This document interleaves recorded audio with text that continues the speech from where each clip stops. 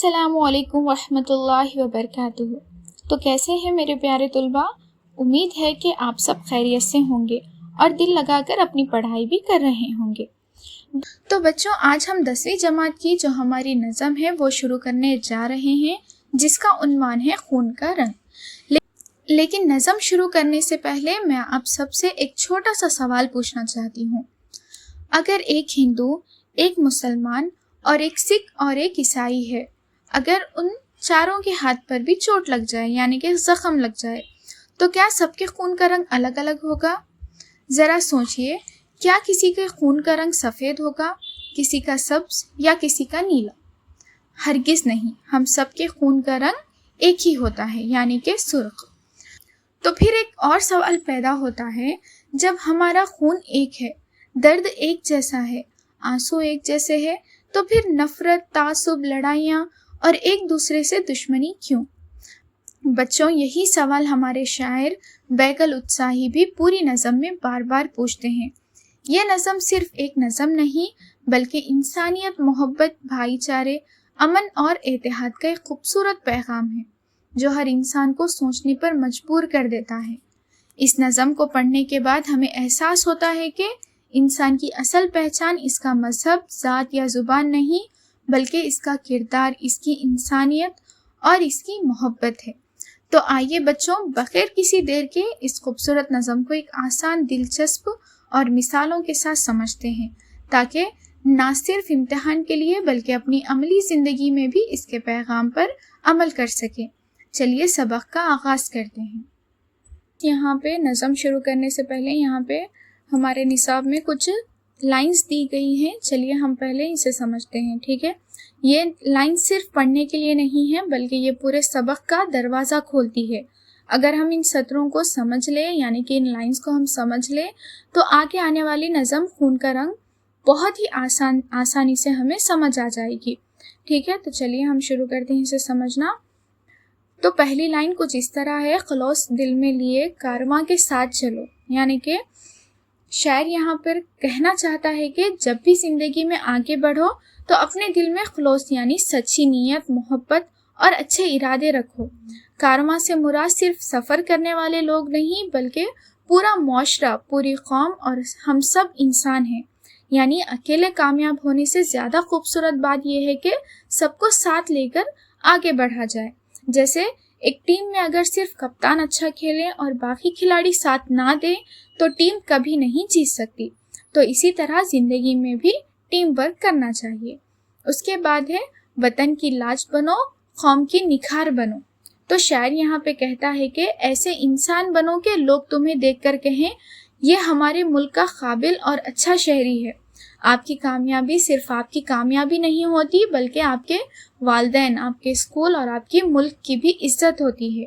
اس کے بعد شاعر کچھ اس طرح کہتا ہے، مسافروں چلو عزم گراں کے ساتھ چلو، ٹھیک ہے؟ تو یعنی صرف خواب دیکھنے سے خواب پورے نہیں ہوتے، اس کے لیے مضبوط ارادہ چاہیے۔ فرض کریں آپ کہتے ہیں کہ مجھے بورڈ امتحان میں پورے فل مارکس لانا ہے، لیکن اگر آپ روز موبائل استعمال کریں، پڑھائی نہ کریں، تو کیا صرف خواہش سے نمبر آ جائیں گے؟ ہرگز نہیں۔ اسی لیے شاعر کہتا ہے کہ زندگی کے سفر میں مضبوط ارادے کے ساتھ چلو، ٹھیک ہے؟ اس کے بعد شاعر کہتا ہے، بھلا دو فرقہ پرستی کی داستانوں کو، ٹھیک ہے؟ تو یہ پوری نظم کی سب سے اہم لائنوں میں سے ایک ہے، ٹھیک ہے؟ یہاں پر شاعر کہتا ہے، نفرت کی پرانی باتوں کو بھول جاؤ، لوگوں کو مذہب، ذات یا زبان سے نہیں بلکہ انسان کی سمجھ سمجھ کر دیکھو، ٹھیک ہے؟ آخر سب انسان ہی تو ہے، ٹھیک ہے؟ اس کے بعد شاعر کہتا ہے، ہر ایک دل کے لیے حسن اعتبار بنو، ٹھیک ہے؟ تو بچوں، دنیا میں سب سے زیادہ قیمتی چیز کیا ہے؟ وہ ہے اعتماد یعنی کہ ٹرسٹ۔ اگر ایک بار کسی کا اعتماد ٹوٹ جائے تو دوبارہ جڑنا بہت مشکل ہوتا ہے۔ شاعر کہتا ہے کہ ایسے انسان بنو جس پر ہر شخص اعتماد کر سکے۔ مثلاً اگر استاد آپ کو کوئی ذمہ داری دیں تو انہیں یقین ہونا چاہیے کہ آپ ایمانداری سے وہ کام کریں گے، ٹھیک ہے؟ اس کے بعد شاعر لکھتے ہیں، قسم وطن کی تمہیں ایکتا کے گن گاؤ۔ بچوں، اتحاد میں بہت طاقت ہوتی ہے۔ اتحاد یعنی کہ ایکتا، ہماری یونٹی۔ فار ایگزامپل آپ نے لکڑیوں کی گٹھی والی کہانی تو ضرور سنی ہوگی. اگر ایک لکڑی آسانی سے ٹوٹ جاتی ہے لیکن جب سب لکڑیاں ایک ساتھ بندھی ہوئی ہوں تو توڑنا مشکل ہو جاتا ہے. بالکل یہی اتحاد، یہی یونٹی اگر پورا معاشرہ ایک ہو جائے تو کوئی طاقت اسے کمزور نہیں کر سکتی. اس کے بعد شاعر کہتا ہے مٹا دو بڑھ کے تعصب بھرے جہانوں کو. پہلی بات تو یہ کہ تعصب کیا ہوتا ہے، ٹھیک ہے؟ تو بغیر کسی وجہ کے کسی سے نفرت کرنا صرف اس لیے کہ وہ ہم سے مختلف ہے. تو شاعر کہتا ہے نفرت کی دیواریں مت بناؤ، محبت کے پل بناؤ. اگر ہم دوسروں کی مدد کریں گے تو معاشرہ خود بخود خوبصورت بن جائے گا. اس کے بعد شاعر کہتا ہے دلوں میں عظمت قوم و وطن کو چمکاؤ. ٹھیک ہے؟ تو بچوں، ملک صرف زمین کا نام نہیں ہوتا، ملک ہم سب لوگوں سے بنتا ہے. اگر شہری اچھے ہوں گے تو ملک بھی اچھا ہوگا. اگر شہری ایماندار ہوں گے تو ملک ترقی کرے گا. اسی لیے شاعر کہتا ہے کہ اپنے دل میں اپنے وطن کی محبت ہمیشہ زندہ رکھو. پھر شاعر کہتا ہے قدم کے ساتھ اگر دل ملے تو بات بنے. تو بچوں، صرف ایک ساتھ کھڑے ہونا کافی نہیں، دل بھی ایک ہونے چاہیے. فرض کریں 4 دوست ایک پروجیکٹ بنا رہے ہیں. اگر ہر ایک اپنی مرضی کرے تو پروجیکٹ کیا ہوگا؟ خراب ہو جائے گا. لیکن اگر سب مل کر کام کریں تو بہترین پروجیکٹ بنے گا. تو شاعر بھی یہی کہتا ہے صرف جسموں کا نہیں، دلوں کا اتحاد بھی ضروری ہے. پھر ہے جہاں بھی چاہو وہی منزل حیات بنے. اگر انسان کے دل میں محبت، محنت اور اتحاد ہو تو وہ دنیا کے کسی بھی کونے میں کامیاب ہو سکتا ہے. اصل کامیابی صرف دولت نہیں بلکہ اچھا انسان بننا بھی ہے. پھر اس کے بعد شاعر کہتا ہے چلو تو راہ حوادث میں مسکرا کے چلو. اور آخر میں شاعر بہت خوبصورت نصیحت کرتا ہے زندگی میں مشکلات ضرور آئیں گی، امتحان بھی آئیں گے، ناکامیاں بھی آئیں گی، لیکن ان سے گھبرا کر بیٹھ جانا بہادری نہیں. مسکراتے ہوئے ہمت کے ساتھ آگے بڑھنا ہی اصل کامیابی ہوتی ہے. تو یہ چند لائنز ہے ہمیں سکھاتی ہے کہ محبت، اتحاد، اخوت، برداشت، وطن سے محبت اور اچھا کردار ہی ایک کامیاب انسان کی پہچان ہے. اور یہی خوبصورت پیغام آگے آنے والے نظم خون کے رنگ میں اور بھی گہرائی کے ساتھ بیان کیا گیا ہے. آئیے بچوں، اب ہم اصل نظم کی طرف بڑھتے ہیں. چلیے ہم نظم کا خلاصہ شروع کرتے ہیں. تو پہلا بند کچھ اس طرح ہے کیوں چلی کیسے چلی الٹی زمانے کی ہوا، کیا لہو ایک نہیں. تو شاعر کہتے ہیں کہ پہلے لوگ آپس میں محبت اور بھائی چارے سے رہتے تھے، لیکن آج زمانہ بدل گیا ہے، نفرت، لڑائیاں اور دشمنی بڑھ گئی ہے. فار ایگزامپل، جیسے پہلے مختلف مذہبوں کے لوگ ایک دوسرے کی خوشیوں اور غموں میں شریک ہوتے تھے، لیکن آج چھوٹی چھوٹی باتوں پر جھگڑے شروع ہو جاتے ہیں. تو شاعر وہی پوچھتا ہے کیا لہو ایک نہیں. تو یہ نظم کا سب سے اہم سوال ہے. شاعر بار بار پوچھتے ہیں کہ جب سب انسانوں کے جسم میں ایک ہی رنگ کا خون بہتا ہے تو پھر نفرت اور فرق کیوں؟ پھر دوسرے بند میں شاعر کہتے ہیں ایک بھائی نے کسی بھائی کا گھر لوٹ لیا، ممتا کو قتل کیا، نور نظر لوٹ لیا.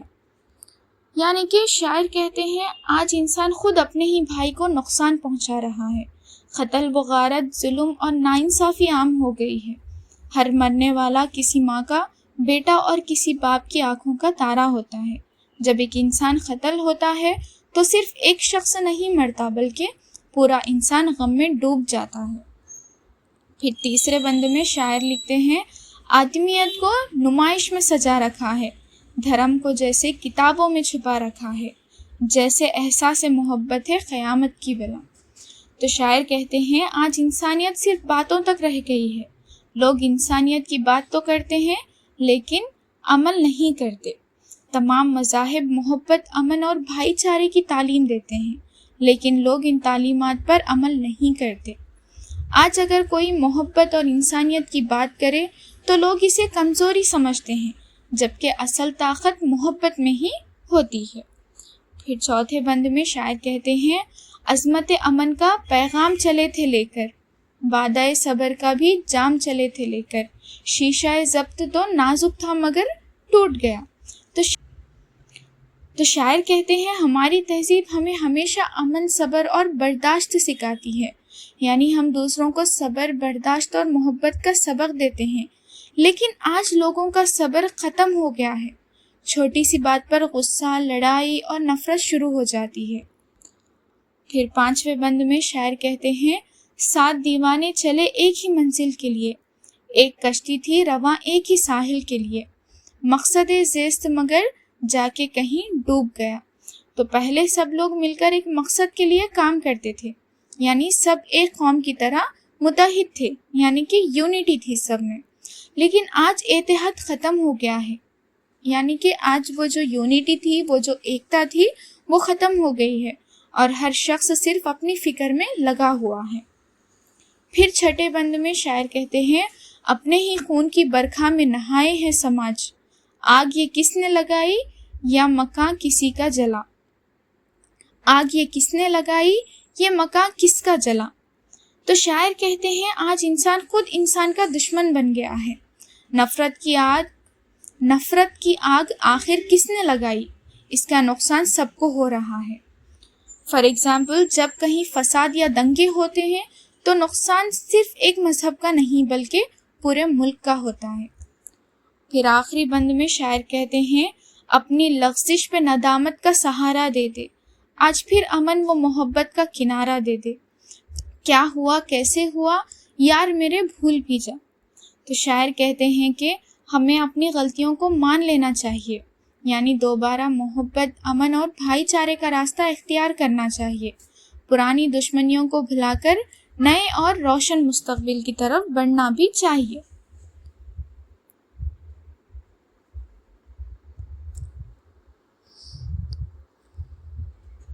تو اس نظم میں شاعر ہمیں یہ پیغام دیتے ہیں کہ انسانوں میں مذہب، زبان، رنگ اور ذات کا فرق ضرور ہو سکتا ہے، لیکن سب کے خون کا رنگ ایک ہی ہوتا ہے۔